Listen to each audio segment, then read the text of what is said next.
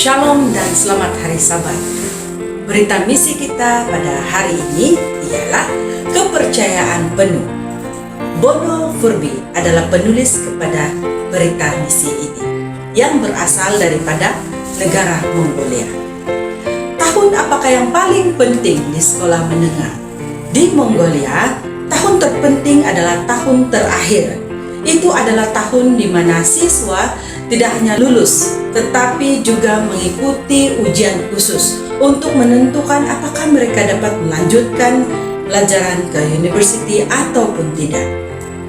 Tahun terakhir sekolah menengah sangat istimewa bagi Bono karena saat itu dia dibaptiskan. Dua misionaris datang ke kota kecilnya dan mengajar di sebuah kelas di sekolah menengahnya tentang cara berhenti merokok. Bono tidak merokok, tetapi dia tetap menghadiri kelas karena tidak ada hal yang lebih menarik untuk dilakukan. Dia senang dapat mengenal misionaris itu dan dengan senang hati menerima undangan untuk belajar Alkitab di rumah mereka. Segera setelah itu dia jatuh cinta dengan Yesus dan dibaptiskan.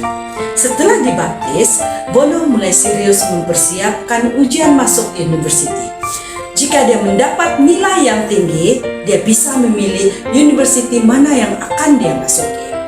Banyak teman sekelasnya menyewa tutor private untuk membantu mempersiapkan ujian.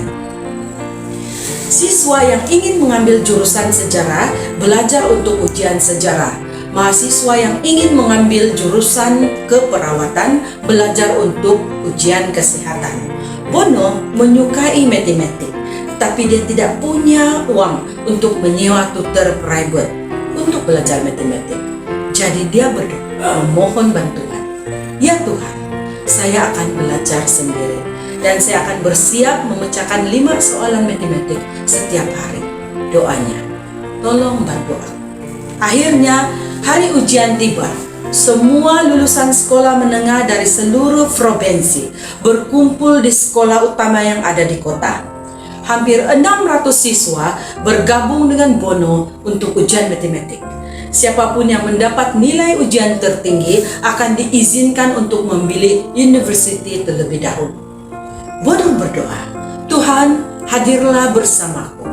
Kemudian ujian dimulai. Guru mengunci pintu dan memberitahu siswa bahwa mereka tidak akan dapat pergi sampai mereka selesai dan ujian mereka telah dinilai. Setelah siswa menyelesaikan ujian, mereka pun menunggu. Beberapa orang tua memberikan makanan melalui jendela. Akhirnya, sang guru muncul kembali dan mengumumkan bahwa hasil ujian hanya akan dikeluarkan keesokan harinya. Dia mengizinkan semua orang pulang untuk bermalam. Ketika Bono bangun di pagi hari, dia melihat bahwa semalam hujan turun. Segala sesuatu bersih dan matahari bersinar cerah. Dalam hatinya dia mendengar kata-kata dari sebuah lagu yang suka dinyanyikan oleh orang Advent Mongolia. Kasihmu lebih tinggi dari langit, kasihmu lebih luas dari laut.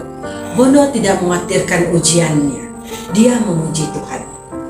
Di sekolah, dia melihat siswa-siswi berkerumun di sekitar papan buletin untuk mendaftar nilai ujian. Dia tidak bisa cukup dekat untuk melihat, jadi dia meminta bantuan daripada seorang anak laki-laki. Bisakah kamu melihat namaku? Dia bertanya. Apakah namaku ada di antara 10 nama teratas? Hatinya kecewa ketika anak laki-laki itu berkata, tidak. Tetapi ketika ia semakin dekat, dia melihat bahwa namanya ada di urutan kelima. Dia tidak bisa mempercayainya. Kemudian, guru mengembalikan ujian yang telah dinilai. Dan Bono memperhatikan bahwa dia hanya melewatkan 1 daripada 40 persamaan matematik. Kemudian dia melihat dengan lebih dekat lagi dan menyadari bahwa gurunya telah melakukan kesalahan. Dia telah memberikan jawaban yang benar.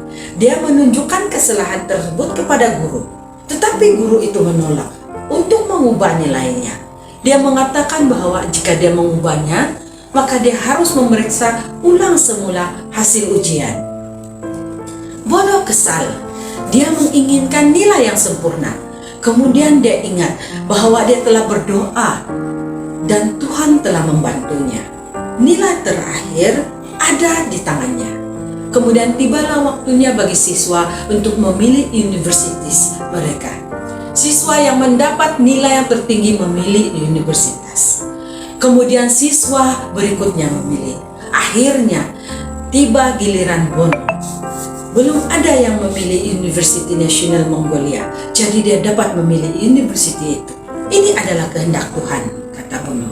Tuhan tahu saya tidak harus mendapatkan nilai sempurna untuk mendaftar di university. Saya hanya perlu mempercayainya dengan sepenuh hati. Saat ini Bono berusia 29 tahun dan menggunakan keterampilan matematiknya untuk bekerja sebagai kepala akuntan ADRA di Mongolia.